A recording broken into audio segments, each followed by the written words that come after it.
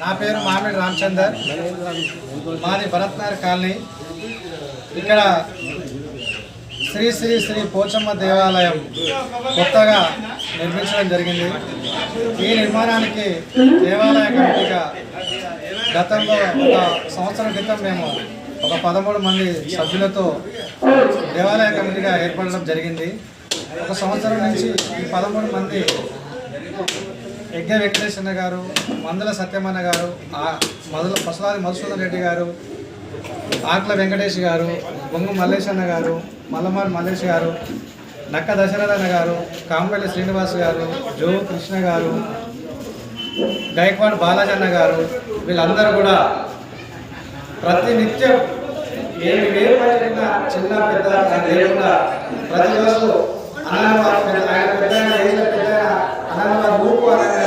కింద కూర్చొని కూర్చున్న వ్యక్తులు వీళ్ళందరూ మంచి మనుషులు.